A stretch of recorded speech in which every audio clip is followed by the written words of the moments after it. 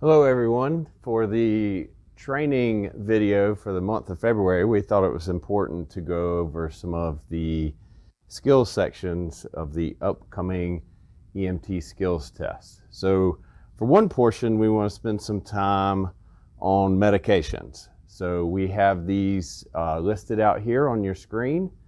And the first one we're going to talk about is albuterol. So for albuterol, the adult dose, remember, they have to have a prescription, prior history, and then also we want to check them for wheezing. And for the adult dose, it's 5 milligrams, and they have to be 14 years or older. We can do 3 treatments of those 5 milligrams for a max dose of 15 milligrams. For pediatrics, same with the prescription, prior history, wheezing. The dose is cut in half at 2.5 milligrams, and the dose is based on 0 to 13 years of age. Albuterol is the only one that we give that is based on age solely and not age or weight. So keep that in mind. If you have a very large pediatric patient, it doesn't matter what their weight is, it only matters what their age is. They need to be over 14 to get the adult dose. For pediatric, same thing, 3 treatments, max dose of 7.5 milligrams. Next, we go to Benadryl. So the adult dose for Benadryl is 2 tablets, 25 each, which equals 50 milligrams.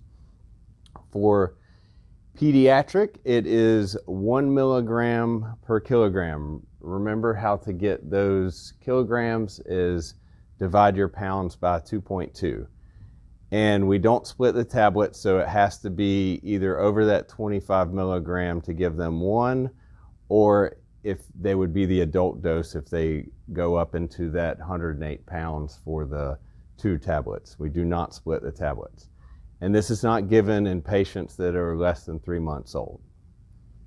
All right, for epi,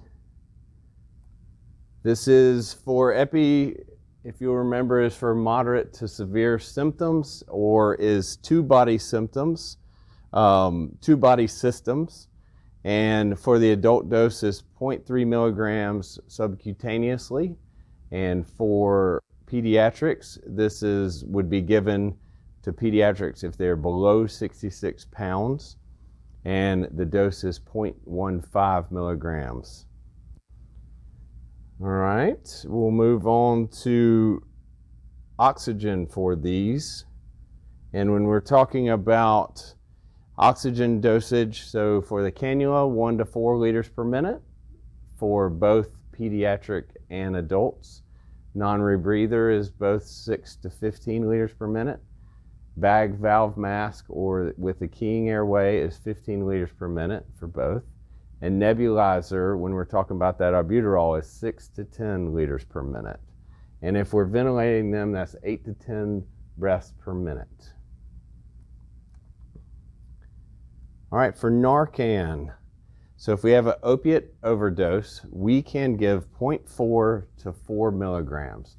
The max dose is based on first responder giving medication. That would be GFD, GPD, EMS, or PTAR. So for a pediatric patient, the opiate overdose would be, we would give 0.1 milligram per kilogram with a max dose of 2 milligrams for that pediatric patient. And remember, when we're talking about Narcan, there are different forms of it out there as far as administration. And GPD does carry it, and sometimes they carry it in a form that's more than 1 milligram. Some in the past, they've had up to 4 milligrams. So if they say that they gave the patient 1, confirm that that's 1 milligram and not 1 package. All right, for aspirin, we can give 4 81 milligram pills to the adult. That's 324 milligrams total. The contraindication would be that the patient is allergic. And for pediatric, there is no dosage. For nitro, this would be for your chest pains or CHF patient. They have to have a prescription, and a BP greater than 100. Make sure about those ED tablets in the last 24 hours. This dosage is 0.4 milligrams, and you can give up to 3 times 5 minutes per dose, with a max dose of 1.2 milligrams.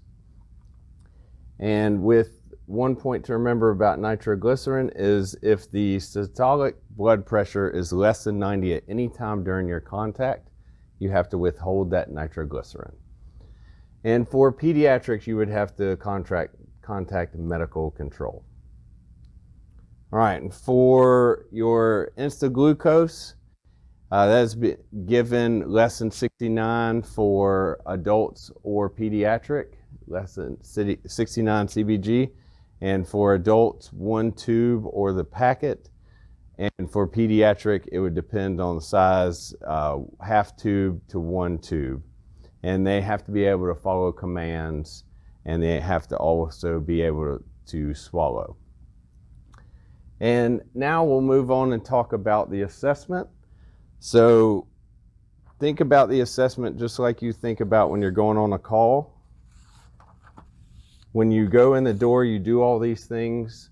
You just don't sometimes think about them. So I want you guys to just try and be as calm about this as you can, because you guys do this every day. So think about those things when you enter the door, when you get on scene. So you're thinking about that BSI, the scene safe. You want to know how many patients you have. Is EMS en route?